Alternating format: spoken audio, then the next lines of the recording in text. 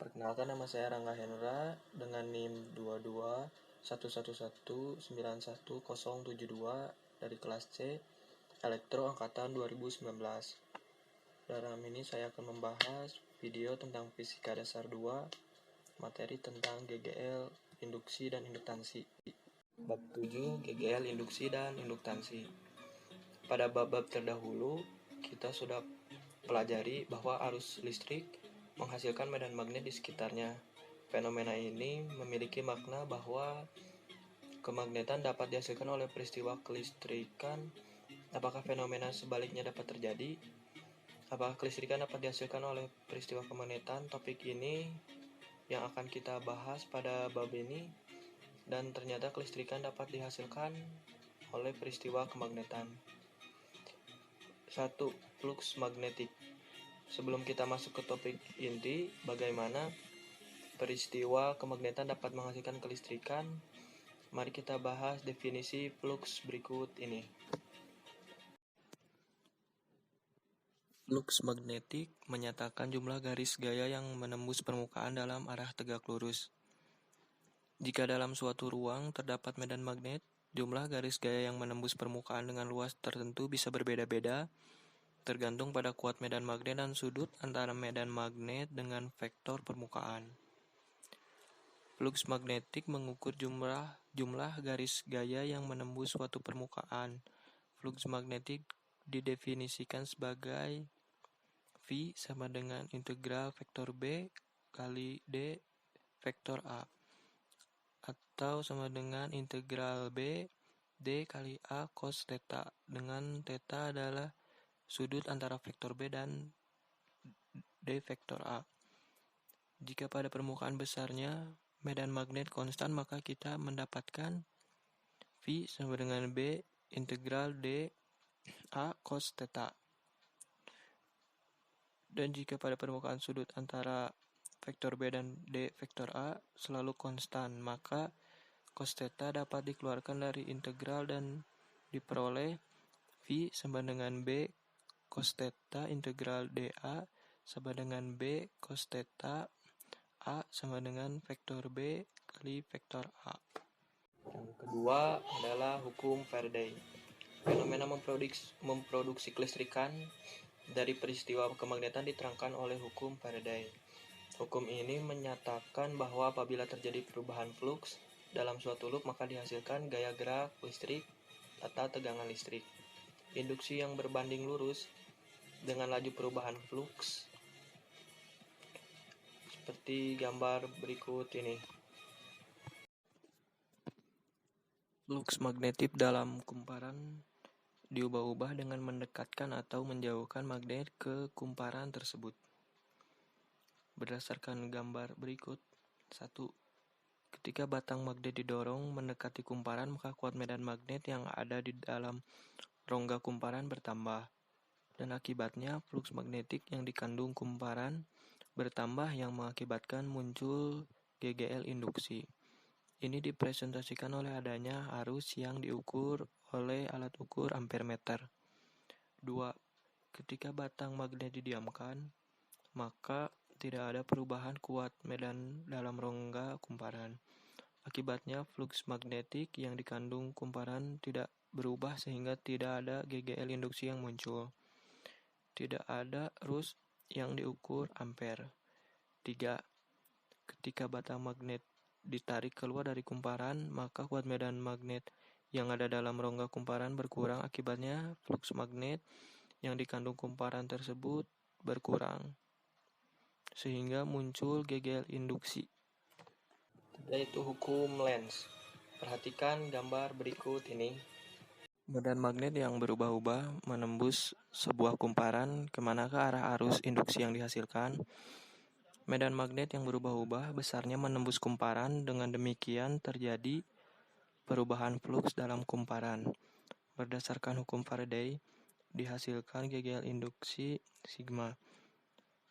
Pertanyaan selanjutnya adalah kemanakah arah aliran arus dalam kumparan tersebut?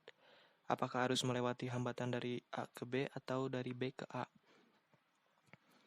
Hukum Faraday hanya mengungkapkan besarnya GGL induksi yang dihasilkan ketika terjadi perubahan fluks magnetik dalam suatu loop. Tetapi kemana arah arus induksi dalam loop tersebut tidak terungkap lebih detail dalam hukum tersebut. Arah arus induksi yang dihasilkan diungkapkan oleh hukum Lenz, yang bunyinya sebagai berikut. Arah arus induksi dalam suatu kumparan adalah sedemikian rupa sehingga medan magnet yang dihasilkan arus tersebut melawan perubahan fluks penyebabnya. Apa makna pernyataan hukum ini? Yaitu 1. Fluks yang menyebabkan GGL makin lama makin besar, maka arah arus induksi harus sedemikian rupa, sehingga medan magnet yang dihasilkan memperkecil fluks. Ini hanya mungkin jika arah medan magnet yang dihasilkan arus induksi berlawanan arah medan yang ditetapkan pada loop. 2. Fluks yang menyebabkan GGL makin lama makin kecil, maka arah arus induksi harus sedemikian rupa sehingga medan magnet yang dihasilkan memperbesar fluks tersebut. Ini hanya mungkin jika arah medan magnet yang dihasilkan arus induksi searah dengan arah medan yang diterapkan pada loop. 4. Yaitu dinamo. Kita sering menjumpai dinamo pada sepeda. Dinamo digunakan untuk mengubah energi gerak menjadi energi listrik. Pada sepeda, energi listrik yang dihasilkan digunakan untuk menyalakan lampu sepeda. Dinamo terdiri dari sebuah kumparan yang bergerak dalam medan magnet tetap.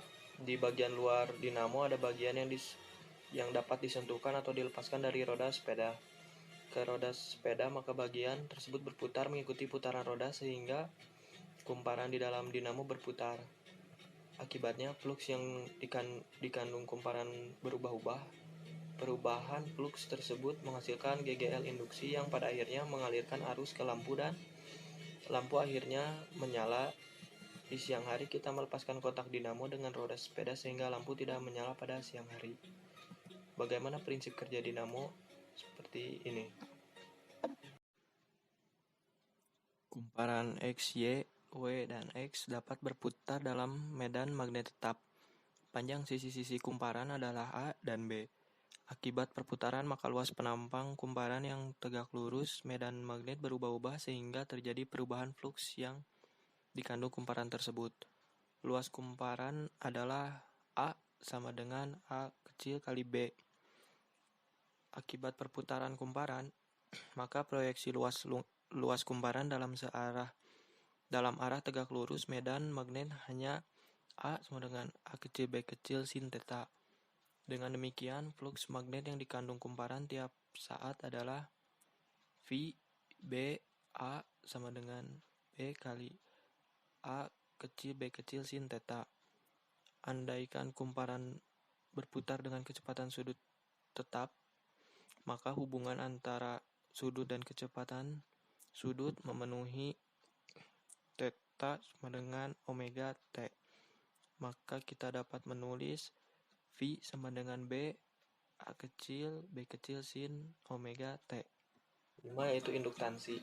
Sekarang bayangkan kita memiliki sebuah solenoid.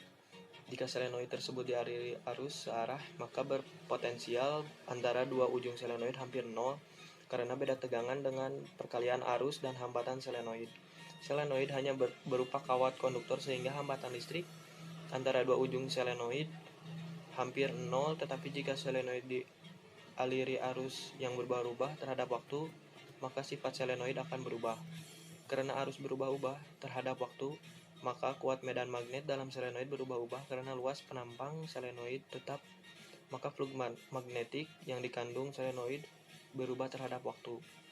Berdasarkan hukum Faraday, maka solenoid menghasilkan GGL induksi. Dengan demikian, ketika dialiri arus bolak-balik, maka muncul tegangan antara dua ujung solenoid. Tegangan ini tidak muncul ketika solenoid dialiri arus searah. Berapa besar GGL induksi antara ujung solenoid tersebut? Induktansi bersama.